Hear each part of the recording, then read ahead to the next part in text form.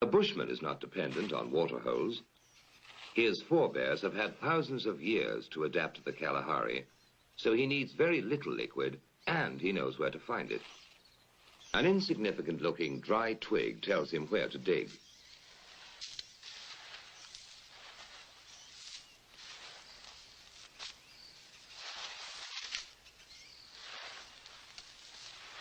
Anyone else would die of thirst in a few days in this treacherous desert that doesn't look like a desert.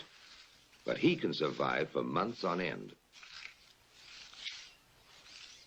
He unearths a bulbous root, which is really just a solid lump of wood with hard fibers that are merely damp. Civilized man would need some pretty complicated technology and machinery to get water out of it, but he uses the very simplest of tools.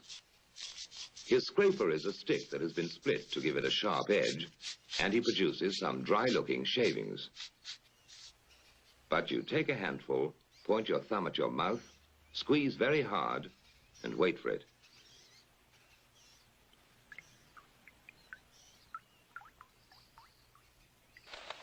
The baboons always have a secret supply of water, and they're not going to tell anybody where it is.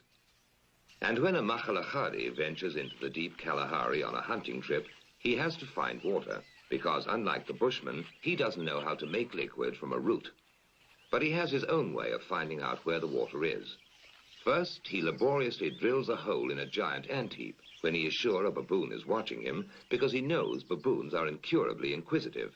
Next, he puts some wild melon seeds into the hole and works them in so that they drop into a hollow. Then he saunters off, knowing the baboon is burning with curiosity. The baboon doesn't trust that human being at all, so he plays it cool. But he's dying to know what gives in that confounded hole. Finally, Mr. Inquisitive can't take it any longer. He's got to know what's in there. He reaches in, grabs a fistful, and now his hand's too big to come out. If he had the sense to drop the seed, he could free his hand.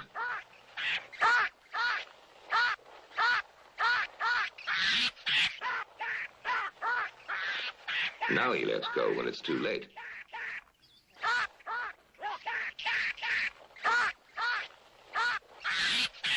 So that was a smart enough way to catch a baboon, but he still has to make him talk. Now he knows that salt is very scarce in this particular area, and that baboon is going to eat those lumps like candy.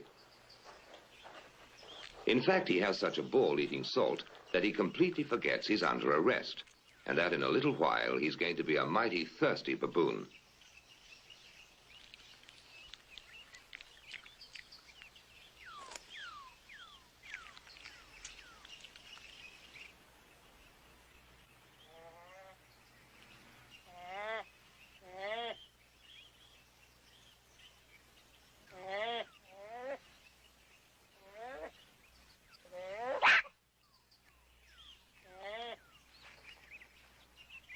Next morning, the Makhalahadi goes to have a closer look to see whether his prisoner is ready to talk.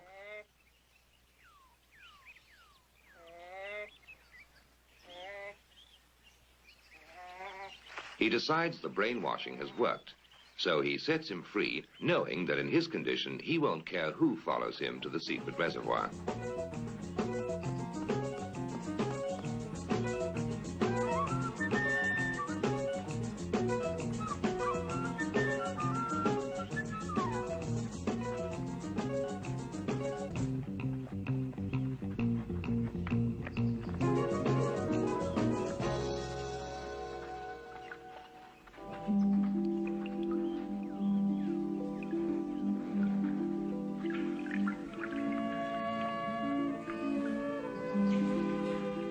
The Makhalahadi has no eyes for the beauty of the setting. To him, water is beautiful.